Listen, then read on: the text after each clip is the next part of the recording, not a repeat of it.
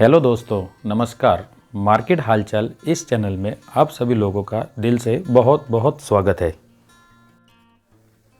हम इस वीडियो में कुछ ऐसे टॉपिक पर बात करने वाले हैं जिसे आप फॉलो करेंगे तो लगभग आपका लॉस होना तय है। हमारी यह कोशिश रहेगी कि आप इस ट्रैप में या इस जाल में बिल्कुल भी ना फंसें।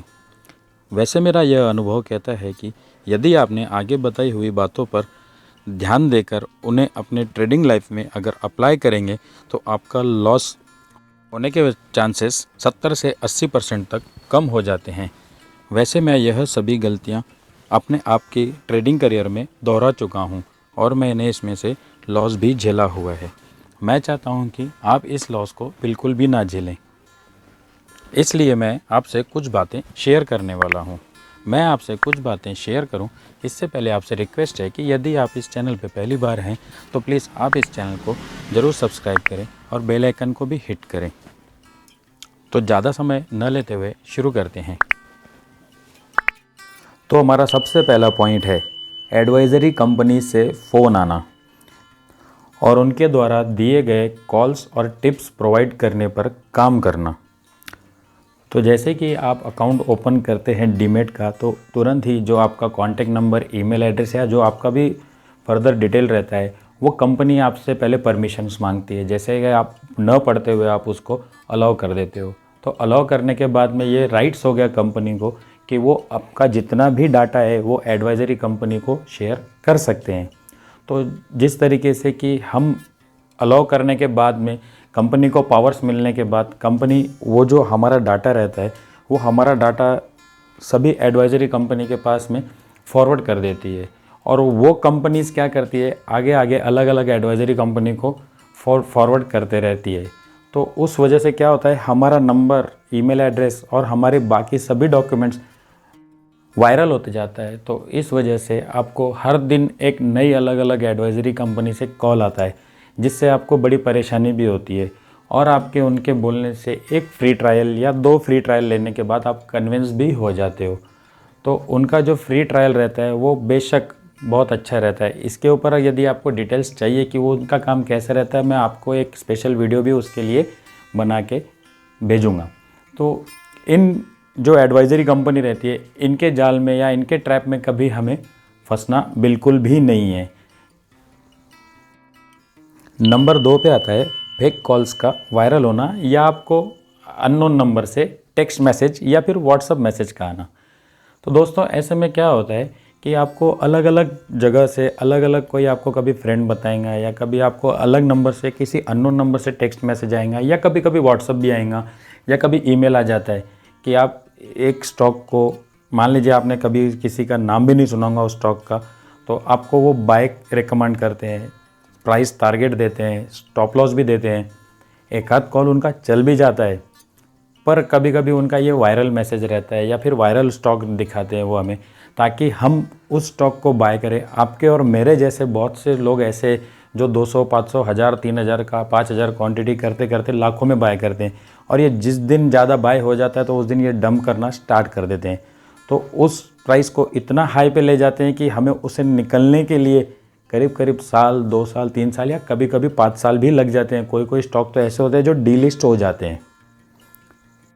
तो ऐसे में दोस्तों किसी भी अननोन नंबर से मैसेज आए हुए स्टॉक पर कभी भी काम बिल्कुल भी नहीं करना चाहिए।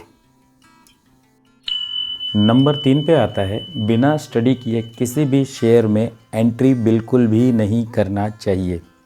हाँ दोस्तों, इसमें क्या होता है कि यदि आपको फला आपके किसी दोस्त ने आपको कह दिया कि मान लीजिए कि सुजलॉन जैसा कंपनी में आप इन्वेस्टमेंट कीजिए, अभी ये प्राइस चल रहा है इसका 5 से 6 रुपये का, ये आपको 100 रुपये तक के प्राइस रेंज जाने को एक टारगेट दे देता है। पर हम क्या करते हैं, इसे बिना कुछ सोचे समझे, बिना स्टडी किए हम कूद पड़ते हैं कि 5 रुपये वाला, 6 रुपये वाला जो शेयर रहता है वो 100 रुपये तक गया तो हमारा पैसा कितना मल्टीपल होता है। पर यह हमारी थोड़ी लालच हमें बहुत ज़्यादा बड़ा नुकसान दे सकती है। इसलिए कंपनी का जो भी उसका बिजनेस मॉडल है, उसका जो भी उसका बैलेंस शीट है, उससे पहले थोड़ा सा अच्छे से स्टडी करें। बिजनेस मॉडल पसंद आने पर आपको लगे कि प्रॉफिटेबल है, आगे भविष्य में आपको बेनिफिट दे सकती है, तो ही एंट्री करें। अन्यथा किसी के भी कहने पे ऐसा इन्वेस्टमेंट बिल्कुल भी ना करें। नंबर 4 पे आता है अपनी कैपेसिटी से ज़्यादा क्वांटिटी या ज़्यादा अमाउंट के स्टॉक को बिल्कुल भी होल्ड नहीं करना है। हाँ दोस्तों, इसमें क्या होता है, स्टॉक ब्रोकर हमें फैसिलिटी देते हैं कि आप आपका जितना भी अमाउंट है उसके अगेंस्ट में आप सेम अमाउंट का, मान लीजिए यदि आपके डीमेट अकाउंट में 1 लाख रुपए है तो 1 लाख एक्स्ट्रा, मतलब वो आपको 2 लाख माल तक का माल लेने के लिए आपको एक फैसिलिटी देते हैं। बचे हुआ जो 1 लाख रुपए रहता है ऊपर का, जो वो आपको फैसिलिटी दे रहा है, उसके लिए आपको 18% से 24% पर एनम तक आपको रेट ऑफ इंटरेस्ट से चार्ज भी करता है। वैसे अभी सेबी के न्यू रूल्स के मुताबिक ये फैसिलिटी देना अभी उनके लिए थोड़ा सा कम हो चुका है। इसके लिए वो ज़्यादा से ज़्यादा 5 दिन तक आपको ये सर्विस दे सकते हैं। पर इस 5 दिन की सर्विस में भी आपको यदि ऐसा होता है कि आपके बाय प्राइस से वो ज़्यादा ही नीचे आ जाता है, मान लीजिए 5%, 6% या 10% तक आपका स्टॉक नीचे भी आ जाता है, तो आपको वो सेटलमेंट करना ही पड़ता है। इसके लिए दोस्तों इस 5 दिन के अंदर ऐसी कोई रिस्क ना लें कि जिससे आपको नुकसान हो जाए और आप जल्द ही बाहर चले जाए। नंबर 5 पे आता है पूरा का पूरा इन्वेस्टमेंट एक ही शेयर में इन्वेस्टमेंट करना। ऐसा हमें बिल्कुल भी नहीं करना है।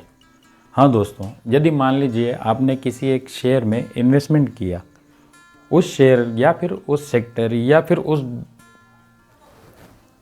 डायरेक्टर बॉडी के अंदर कुछ अगर नेगेटिव पॉइंट्स रहते हैं या बिज़नेस को कुछ उसका इफ़ेक्ट पड़ता है, तो मान लीजिए कि आपका पूरा का पूरा पैसा जो है वो एक ही शेयर में ब्लॉक हो जाता है।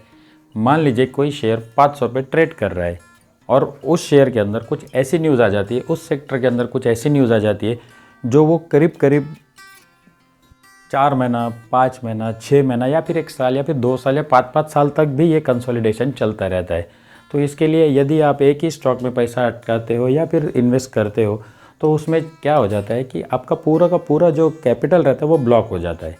इसके लिए हमें एक ही रूल फॉलो करना है कि सेक्टर वाइज अलग अलग डिवाइड करना है। तो इसे अलग अलग कैसे डिवाइड कर सकते हैं, उसके लिए मैं एक सेपरेट वीडियो भी शेयर करने की कोशिश करूँगा। अब आता है दोस्तों छठा और आखिरी रूल, ये जो हमारा सबका पसंदीदा रहता है, जो नए इन्वेस्टर होंगे उनका तो सबसे पहले ज़्यादा पसंदीदा रहता है। ये एक टाइम पे मेरा भी ऐसा फेवरेट सोच रहती थी, जो मुझे लगता है कि वो बहुत ज़्यादा गलत है।